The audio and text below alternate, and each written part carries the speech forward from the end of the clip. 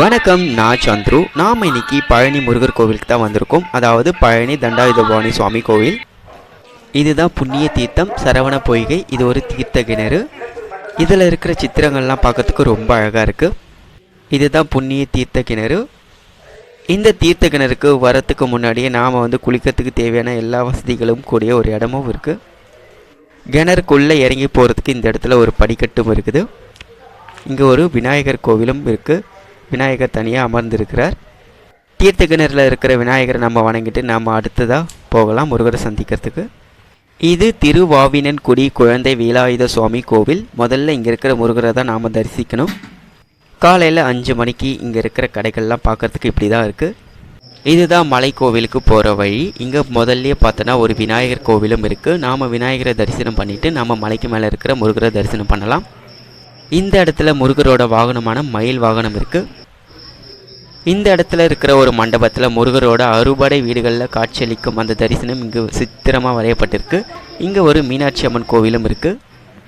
முருகரோட கோவிலில் மிகவும் சிறப்பு வாய்ந்த கோவில் இது. அறுபடை வீடுகளில் இதுவும் ஒன்று. இந்த கோவிலில் கொடுக்குற பழனி பஞ்சாமிர்தம் மிகவும் ஃபேமஸானது ஒன்று. இந்த கோவிலில் இருக்கிற முருகர் சிலை கல்லால் செய்யப்பட்டது இல்லை. 9 வகையான மூலிகளை கொண்டு போகர் சித்தரால் செய்யப்பட்ட ஒரு நவபாஷான சிலை தான். இந்த பழனி மலையிலேருந்து நாம் எங்கே சுற்றி பார்த்தாலும் வெறும் மலைகளாக காட்சியளிக்குது. கொடைக்கானல் மலைத்தொடர் கூட இங்கேருந்து பார்க்கலாம். இந்த மலை மீது நாம் ஏறும்போதும் இறங்கும் போதும் எங்கே பார்த்தாலும் மண்டபங்களும் கோவில்களும் இருக்குது. இங்கே பார்த்தோம்னா இடும்பன் கோவில், வள்ளி கோவில்லாம் இந்த இடத்துல இருக்குது.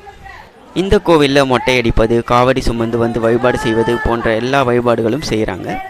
இந்த ஆலயத்தில் முருகர் காலையில் ஆண்டி கோலத்திலும் மாலையில் ராஜகோலத்திலும் இருப்பார். முருகரை ராஜகோலத்தில் பார்ப்பதை விட ஆண்டி கோலத்தில் பார்ப்பதே அதிக பலன்களை கொடுக்கும். காலையில் ஆண்டி கோலத்தில் தரிசனம் செஞ்சு விட்டு நாம் போன பிறகு அன்று மாலைக்குள்ளே நம்ம அரசராக உயர்த்தும் அளவுக்கு பலன்களை கொடுப்பார் என்று நம்பப்படுது. இங்கேருந்து மலையை பார்க்குறதுக்கு ரொம்ப அழகாக இருக்குது. இதுதான் பழனி பஸ் ஸ்டாப். இங்கேருந்து எல்லா ஊருக்குமே பஸ் இருக்குது. ஓகேங்க, இந்த வீடியோ உங்களுக்கு பிடிச்சிருக்கும் நம்புகிறேன். மீண்டும் அடுத்த வீடியோவில் சந்திக்கலாம். Until bye from Chandru.